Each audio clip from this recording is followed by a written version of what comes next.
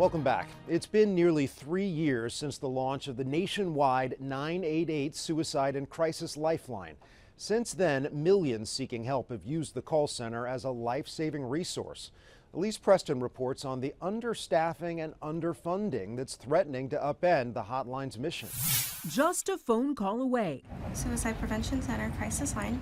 The nation's 988 hotline works like 911, bringing critical access to care for those battling mental health emergencies. Counselor Alejandra Varga takes calls at Didi Hirsch in Los Angeles, the nation's largest suicide prevention center. How did you get into this work? I know what it's like to go through this and not feel comfortable reaching out. As a teen, Varga was diagnosed with cancer and spiraled in despair. What did it feel like navigating that space? Overwhelming, numb. 20,000 calls and texts a month at this call center alone. Nationwide, calls increased 40% soon after the memorable 3-digit number was officially launched in 2022.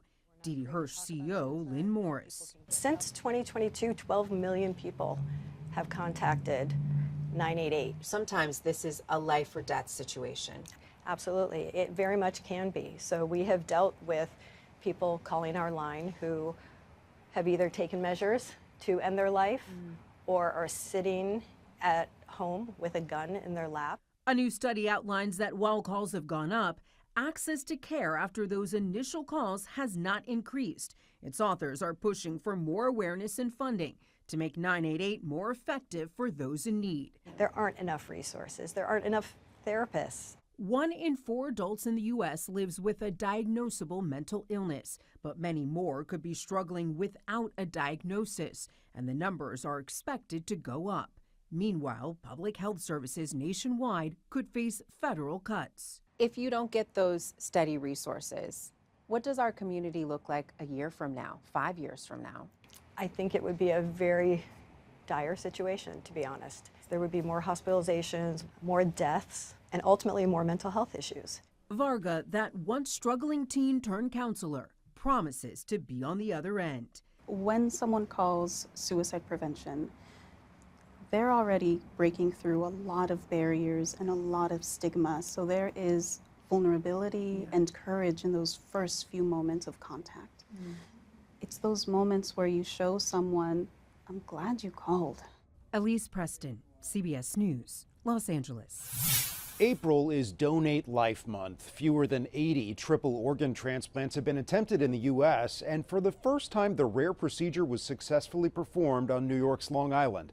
A beloved husband now has a new heart, liver, and kidney. Jennifer McLogan has his story. I can feel my heart now beating more strong. 47-year-old Sergio Arias Estoni, arm in arm with his wife and mother, celebrates history, a successful and extremely rare 3-organ transplant. I feel so proud to get all these organs and try to honor my donor. Donor gave heart, liver, and kidney. To have all 3 be a match for him is indeed a miracle. The triple match came from a single unidentified donor before a 14-hour surgery among a rotating team of medical experts. It was really a highlight of my career to be part of this operation. Sergio had to stop working when his 3 organs began failing, spending months at Northwell hospitals waiting and hoping. His family prayed. So this was spiritual for you, but also physically you're feeling... Yes, I feel excellent, very different. When I started this process for the transplant in November, the last year, I just can walk a couple of blocks. Now he walks 30 minutes a day. His regimen of dozens of daily pills will be scaled back. There has been no organ rejection. He hopes to resume college courses. College, my life with my wife, with my parents, brothers, my community. Sergio only dreamed this day would come. Miracles exist. Jennifer McLogan, CBS News, New York. That's Eye on Health for this week. I'm Bradley Blackburn. Thanks for joining us, and be well.